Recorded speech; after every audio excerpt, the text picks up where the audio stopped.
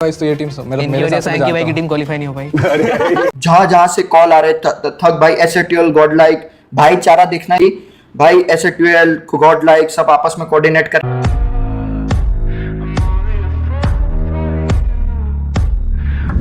नहीं है।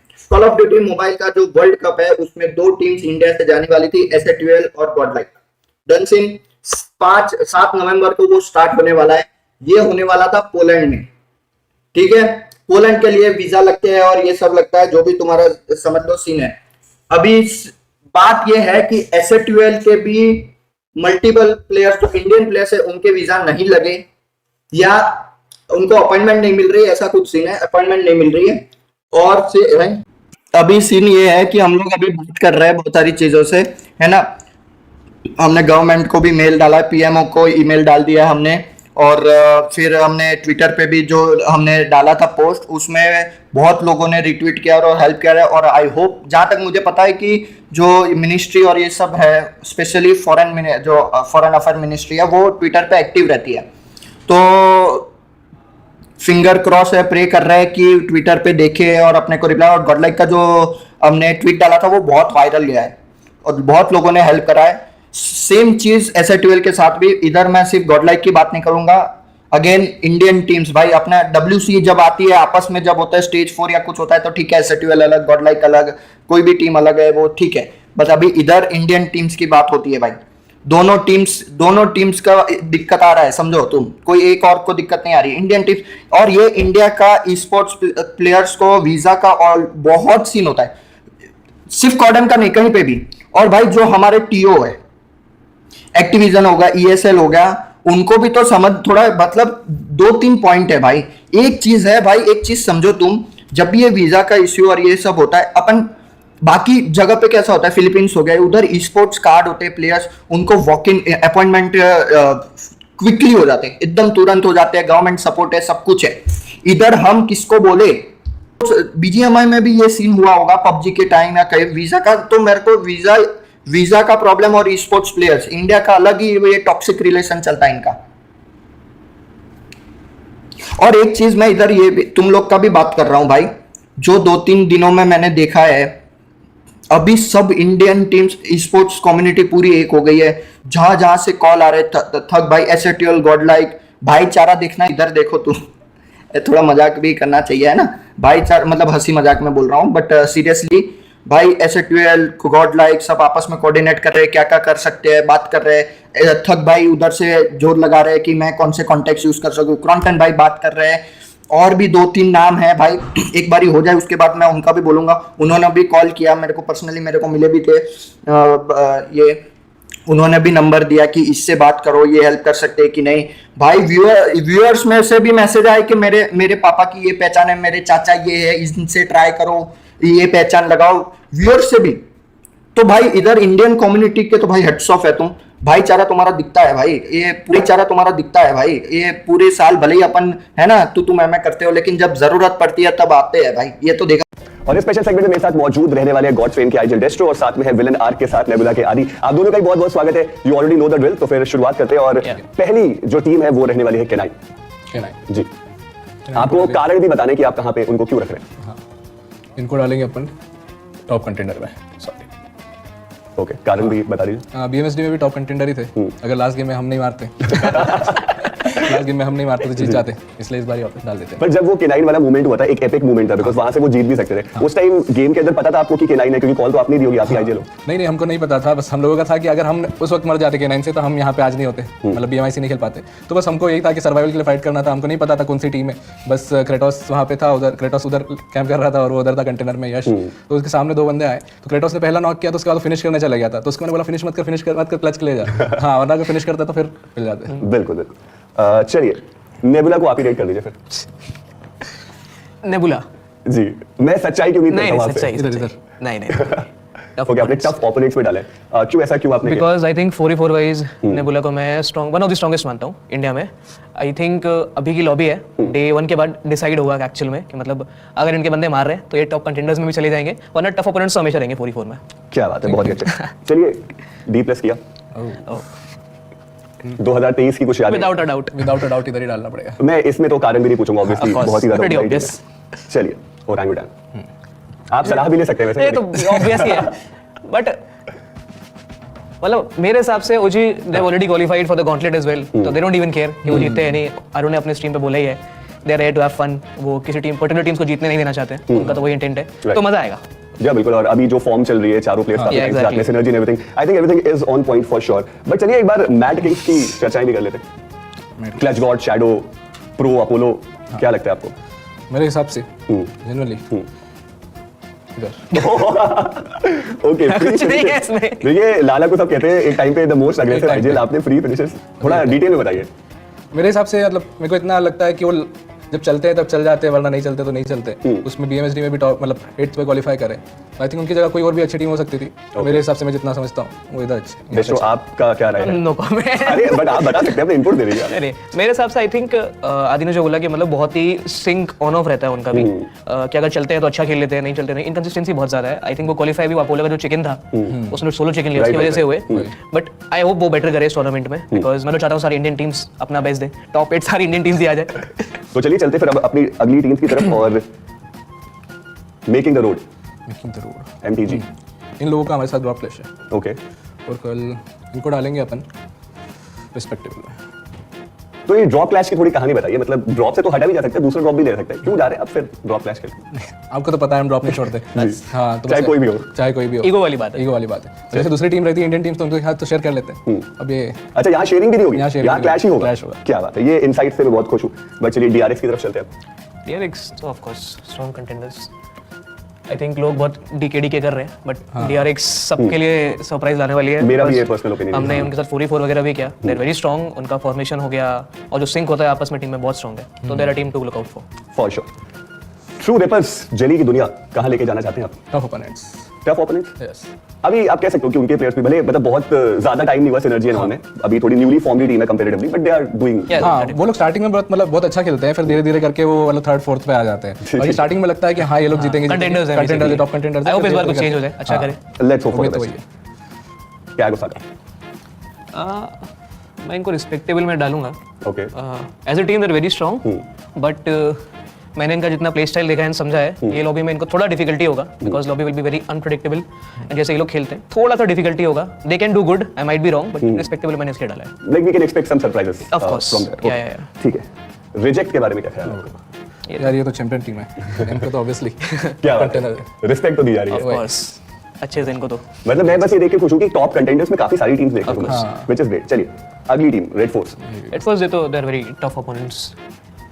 थोड़ा इनके बारे में बताइए, आपने जो रीड किया इनके गेम को या फिर in general. I think 4v4 wise they very strong, and जो वो होते हैं ना बहुत ही माइक्रो प्लेस बनाना होता है प्लेयर वाइज, इनके सारे प्लेयर्स कैपेबल है, and that is why they are a strong competition.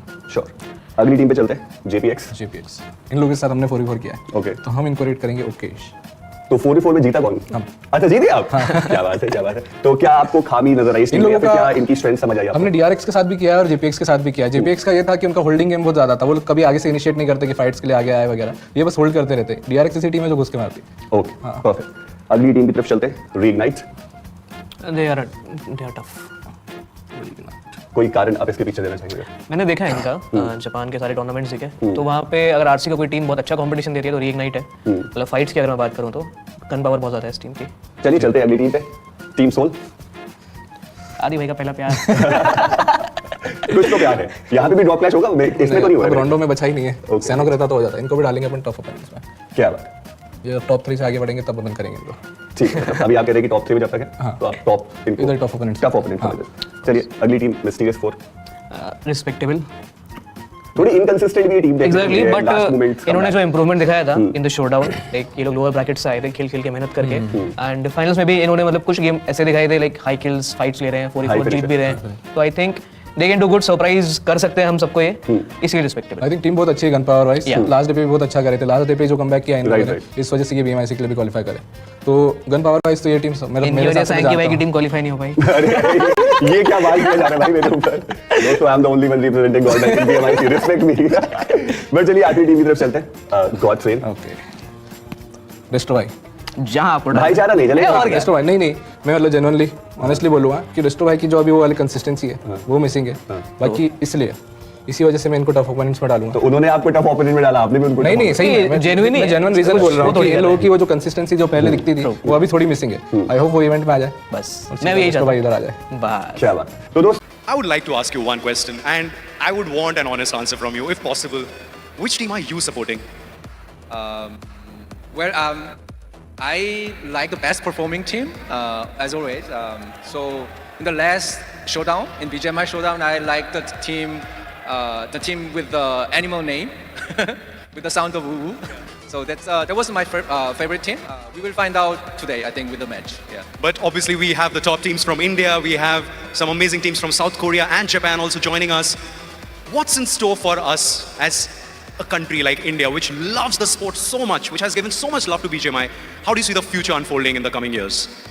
Well, definitely, I think esports is now getting bigger and bigger in India. But I feel that we still lack international events like International Cup happening in India. Obviously, BGMI is the central piece of esports in India. So I can give you my words that we will work harder to make this kind of events more and more in the future. All right, so that's some good news for us. ऐसे और international events होंगे. That's what Sean has just said. And about Indian players, what's the future looking like for our Indian players after such an amazing initiative of the International Cup? Well, I think Indian players has now shown lots of potential to to excel in the international events. I think if we go slightly even further, I think lots of players and teams will go to the global scene and represent the country in a big way. All right, thank you so much, Sean, for letting this happen. And there is something very interesting and peculiar about this trophy this time. We've been talking about, all of this is happening for the crown. It's happening for the crown. We've been hearing from our casters. I've told it a couple of times. What exactly are we expecting from this crown? Can you just tell us a little bit about this trophy? Well, I think this is newest design which I haven't seen before. I think there's some trick in the trophy. We will find out soon, I guess. You want to show us? All right.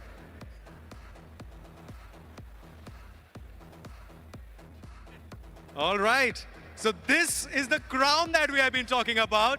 So Delhi, हमारी जो teams हैं, they'll be fighting for this particular crown. And I've been told that this crown will be only handed over to the winning team day after. Yes, it will be. I think it will be sitting in the stage safely, and then I think in the final day we will find out who will claim this crown. And Sean, before you leave, one last question. This is that question which has been running in my mind and a lot of minds out there. What's the roadmap? What's the plan for 2026, the coming year? Well, I cannot tell it right now. I think we will find out in the final day, the day after tomorrow. All right, so day after tomorrow, a lot to see and a lot to wait. So thank you so much, Sean. まずは、リジェクト所属のアポロです。ポジションは IGL をやってます。そうですね。今まで行ったその国とかに比べて、ホテルに入った時とかのおもてなしだったりとか、その人の温かさっていうのはすごく感じます。韓国側はどちらかというと決まった動きっていうのをすごく忠実に動く力があるなと、チームとして動く力がすごく高いなって思ってます。で、インドのチームは見た情報の中から最適解を生むのがうまいなって思います。インドの大会で学んだことは、その前の情報を取る力の取り方だったり、その取る重要性っていうのをすごく学びました。でその中でもどういう言い方、選手の名前の言い方が分かんないですけど、 R 選手、オランウータンの R 選手はそのやっぱ配信とか見ててもすごく努力家だなっていう一面があって好きな選手です。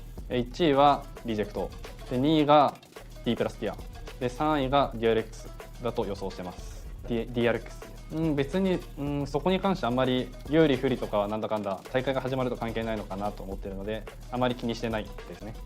そうです。今までだと他の国のファンの方たちとかは結構どちらかというと、攻撃してくるじゃないですけど、あんまり仲間だと思われてない、そのプレイヤー同じ一プレイヤーって思われてない感覚があるんですけど、インドのファンの方々は一緒にゲームを楽しんでる仲間っていう感覚があって、すごくハッピーな気持ちになるし、すごくやりがいを感じます。 Finally, I could catch hold of the coach of the team who has been performing brilliantly. I'm talking about Big Fafa from DRX. First of all, welcome, and how has India been treating you so far? 첫 번째는 인도에 환영합니다. 인도는 어떻습니까? 너무 좋고, 일단 이 e스포츠 분위기가 너무 좀 터프하고 좀 매력적인 것 같습니다. 이 팬들이 너무 좀 열광이 너무 뛰어난 것 같습니다. He thinks India is great. Also, the esports scene in India is really great. It has surprised him, and he thinks that there will be much competition going forward. I love that. DRX has been performing brilliantly, especially when it comes to these lobbies. They are top tour currently. But do you think there is any Indian team who can actually threat going ahead? DRX가 아주 잘하고 있는데 하지만 어떤 인도 팀이가 그 경쟁적으로 도전할 수 있는 것 같습니까? 오늘은 데이 1이기 때문에 사실 모든 팀이 기회가 있는 것 같고요. 그리고 제가 봤을 때는 모든 팀들이 다 특색이 있기 때문에 어떤 특정한 팀을 지금 뽑긴 힘들 것 같아요. 모든 한쪽으로 치우쳐져 있는 것 같진 않아요. He says that it's only the first day today, so we can't predict the nature of all the teams. Every team has been performing well, and the first day is insufficient to decide the nature of all the teams and who is going to perform well and compete well. I love that mentality. Casters, मेरे साथ अभी जुड़े हुए Proxy from Nebula Esports, जो इनके coach है, is also officially India's youngest coach. Proxy, I want to know from you, पहले 2 मुकाबले खत्म हो चुके हैं, and as a coach, international teams के बारे में आपका क्या रीड है? एज अ कोच मेरा यही रीड है अभी कि स्टार्टिंग के 2 मैचेस में उन लोगों को भी समझने का टाइम चाहिए कि इंडियन लॉबी कैसे चलती है, क्योंकि 8 यहाँ पे इंडिया की टीम है और 4 अलग अलग रीजन की टीम। तो आई गेस वो अभी रीड करके ही खेल रहे हैं कि हाँ उनको पता चल जाए डे 2 और डे 3 के लिए प्रिपेयर्ड हो जाए। That is a very interesting read by the way. So हम expect कर सकते हैं कुछ suspenses.